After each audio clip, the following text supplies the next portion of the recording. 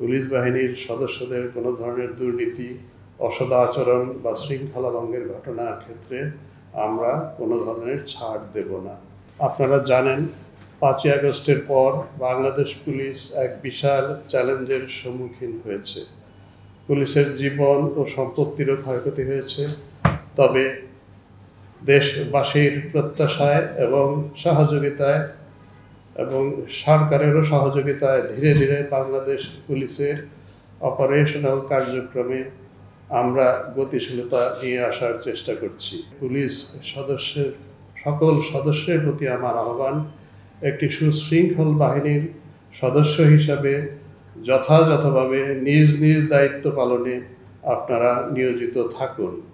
আপনাদের পেশাগত নিরাপত্তা ও সার্বিক কল্যাণ নিশ্চিত করা আমাদের পবিত্র দায়িত্ব। প্রিয় উপস্থিতি, আমার আরেকটা প্রধান দায়িত্ব হবে দেশের আইন শৃঙ্খলা পরিস্থিতির উন্নয়ন, সমাজকে একটা স্থিতাবস্থায় এনে একটি অবাধ, নিরপেক্ষ ও সুষ্ঠু নির্বাচনের পরিবেশ তৈরি করা। এই লক্ষ্য অর্জনে আমি আপনাদের সকলের সার্বিক সহযোগিতা কামনা করছি। এ সকল উদ্দেশ্য সাধনের জন্য পুলিশ সদস্যদের মনোবল ফিরিয়ে এনে তাদের আত্মবিশ্বাস জাগ্রত করার লক্ষ্যে আমরা সর্বতোভাবে সচেষ্ট আছি। দেশের জনগণের সমর্থন এবং সহযোগিতা ছাড়া পুলিশের একার পক্ষে বর্তমান পরিস্থিতি থেকে উত্তরণ করা দুরূহ। অপরাধ দমন এবং আইন শৃঙ্খলা রক্ষায় আমি সবিনয়ে দেশের জনগণের আন্তরিক সহযোগিতা প্রত্যাশা করছি।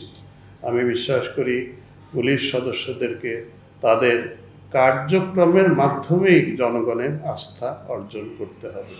এজন্য জনগণের সাথে বিনয়ী আচরণ করতে হবে।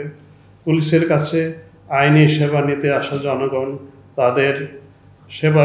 তাদেরকে সেবা প্রদানে আন্তরিকতা ও নিষ্ঠার সাথে দায়িত্ব পালন করতে হবে। অপরাধ সংগঠিত হলে প্রযোজ্য ক্ষেত্রে পুলিশ বাহিনীর দায়িত্ব হচ্ছে তল্লাশি করা, মালামাল জব্দ করা, অপরাধীকে গ্রেফতার করে আদালতে সোপর্দ করা। বাংলাদেশ পুলিশের উপরে অর্পিত আইনি দায়িত্ব আমরা যথাযথ পালনে সচেষ্ট থাকব। আপনারা জানেন, বর্তমান সরকার রাষ্ট্রের বিভিন্ন ক্ষেত্রে সংস্কারের পাশাপাশি পুলিশ সংস্কারের উদ্যোগও গ্রহণ করেছে। পুলিশ সংস্কার কমিশনের প্রণীতব্য সুপারিশ বাস্তবায়নের ফলে আমাদের এই প্রতিষ্ঠান সত্যিকার অর্থে জনবান্ধব হয়ে উঠবে বলে আমার বিশ্বাস। পুলিশ বাহিনীর সদস্যদের কোনো ধরনের দুর্নীতি, অসদাচরণ বা শৃঙ্খলা ভঙ্গের ঘটনার ক্ষেত্রে আমরা কোনো ধরনের ছাড় দেব না।